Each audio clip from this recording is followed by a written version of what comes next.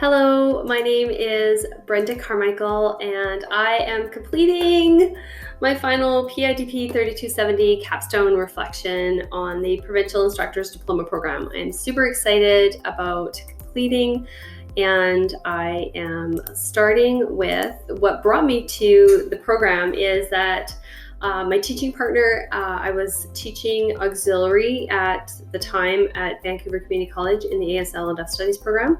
My teaching partner decided to take a leave of absence and make that leave of absence more permanent. So I was deciding between doing a master's program or the Provincial Instructors Diploma Program. And everybody I interviewed said, you have to do the Instructors Diploma Program. So that's what I did. That's what led me here, was the beauty of the reputation of the program. And I hadn't taught in the past only to young children, preschool children at Deaf Children's Society, but not adult learners, except in my auxiliary position. And I am currently teaching in the ASL and Deaf Studies program at the Vancouver Community College at the Broadway campus. So my PIDP journey started a little bumpy because I thought for some reason that I could fast track my journey, and I signed up for 3 courses at the same time during one summer. As you can see in this photo, I am surrounded by books and papers. That was pretty much what I look like throughout my journey in the Provincial Instructors Diploma Program. I quickly realized I was above my head as a new adult learner with a young family, as well as somebody who'd never been an online learner before. So it was a big learning curve for me. But what I learned was fantastic. And I included here my little ally buddies, because the course that I teach is Becoming an Ally. I also teach public speaking. The Adult Education Theory, What Foundations of Learning, introduced me to learning theories, examining trends in adult education and trends in my own field. And so I'm reminded of the course Becoming an Ally, which is why I like these 2 little guys, because I reflected on cognitive science, technology, and globalization. This really expanded my level of awareness of adult education. I created my first blog. So I was expanding myself as an ally, as a teacher, as an educator, as a student. Design, delivery, evaluation of learning, curriculum development provided school skills and resources and the tools that I utilize in my class to this day. I'm able to create a course outline, a course profile using the DACOM chart. Not as confident in the language of the DACOM chart as I would like, but I'm working on it. I use the lesson plans all the time using the BOPS format and Bloom's taxonomy. I joined the digital world with Media Enhanced Learning. I created my own Twitter account. I'm not on Twitter as much, but I do follow some people on Twitter. Created my very first podcast. I created an online animated educational video, which I was super proud of. This course was challenging because I had to learn all the various technologies and the platforms to create each assignment. And the staff here were amazing. They were so supportive. I would show them the finished product and they would give me feedback. Ethics and professionalism, I loved this course. I loved the textbook. My partner and I followed the 9 steps of ethical decision-making as we worked on an ethical dilemma together. I loved this because I was able to hear from other people from other sectors of employment. Ethics and professional are paramount in my work as a registered sign language interpreter. I'm bound by my code of ethics and my professionalism, so I loved this course. It was probably one of the easier courses for me, but one that I enjoyed immensely. Evaluation of learning, again, there were a lot of assignments. This was the first course that I took.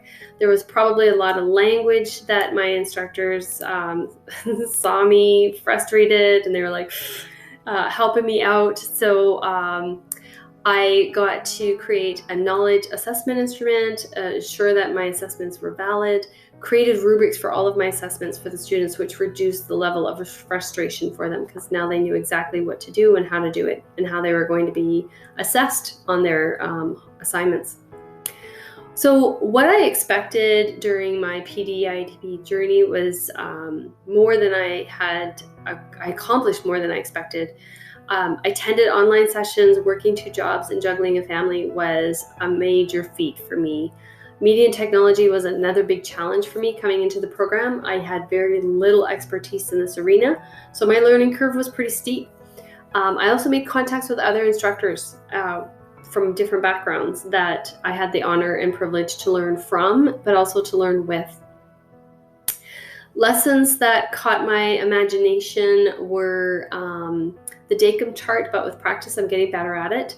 Instructional strategies, secret weapon. I use this because of online instruction. I am now, because of COVID, we are moving all of our face-to-face classes to online, and I use these instructional strategies more than ever. I'm creating infographics, podcasts. I'm using educational videos.